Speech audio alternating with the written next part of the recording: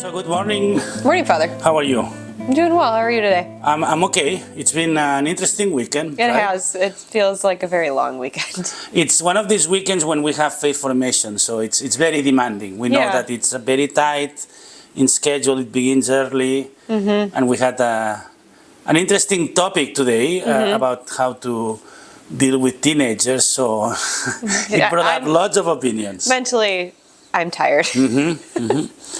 For me, it was difficult to preach this weekend because I understand the text of the Transfiguration, and the first thing I was trying to do is for people to see how it is a glorious moment for Jesus, no doubt, but the disciples' inability to comprehend who he is. No? Right, absolutely. Did you agree with that? I did.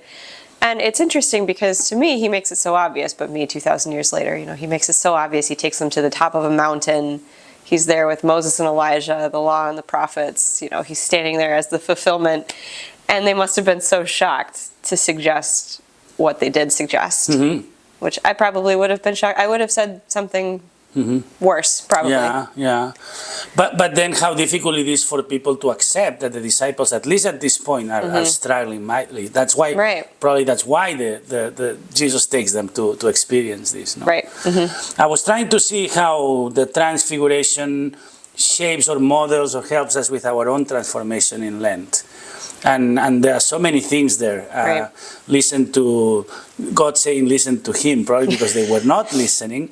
And one of the things that it occurred to me is that we speak a lot to God. We speak a lot to Jesus, but do we let them speak to us, back to us? Right. And that's difficult. Do we listen for him? Do we know what he even sounds like to us? I always find it interesting that he suggests building tents for the three of them and separate tents for the three of them. And I think as a Jew, Peter's calling on his experience of Feast of Tabernacles, when the Jewish people do build tents outside and they abide in these tents, and it's a way of reminding themselves of being out in the desert for 40 years with God. And so I think Peter in his own way is like, I want to stay here with you in this amazing moment. And you touched on that in your homily. It was the cornerstone of the homily, no? Yeah. How we sometimes experience moments of glory and we would love to stay there, but it's very clear in the three traditions Jesus takes the disciples down the mountain pretty quickly. Right. I also thought that one theme that we didn't touch, that's one of the good things about faith groups, that we can add more things than the ones, because you have to cut some place in the homily or in the article, in the newsletter, but they were filled with fear and Jesus touches them, the divine touch. How many situations in our lives don't improve, or we don't grow more, or we don't transform ourselves more because of fear? We are afraid. I'm afraid of, I know, and I will be very disclosing personal information, but I, despite what people think, I worry about conflict. I worry what people say about me, and I have to overcome that fear. It can take you from saying what you are supposed to say or do. It's very human, and then it's very divine to be touched by God and to move on from it. And that's, if anybody's watching this and who says that's not me, that prove it. The way we're doing this year, you are putting together the questions.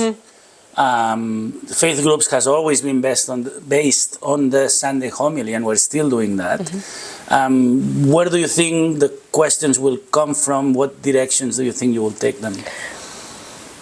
I think it's telling that this Transfiguration reading comes so early in Lent. It's instead of at the end. It could be at the end and saying, how have you transfigured over this season? But instead it's near the beginning, so that we keep it in the back of our mind, so that we're consciously trying to do this, right? To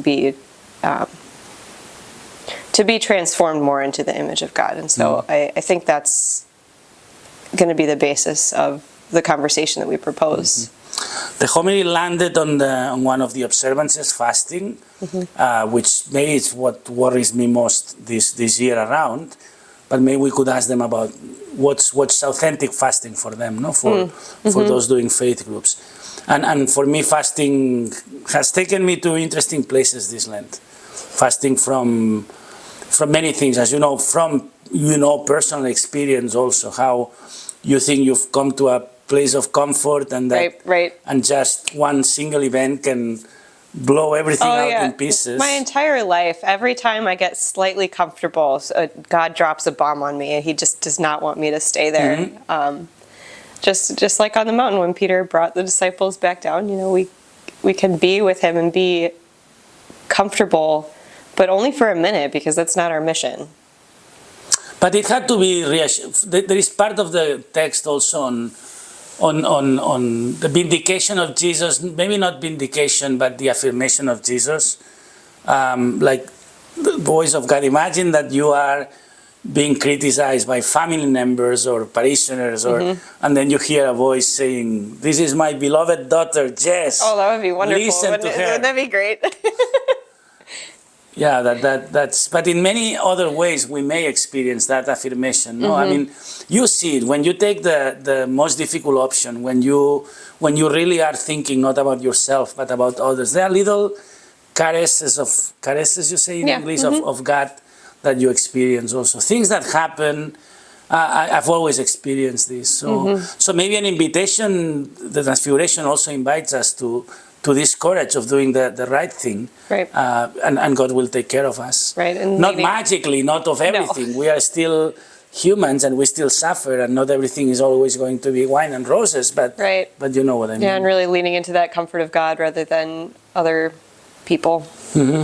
Maybe we should prepare our people, faith groups people, also for the 3 Gospels that come after this. We abandon this synoptic tradition of Ash Wednesday, Temptations, Transfiguration, and now we go into each cycle. Cycle A, long readings from John. It will be interesting to discuss those also. John is my favorite gospel, so I'm ready.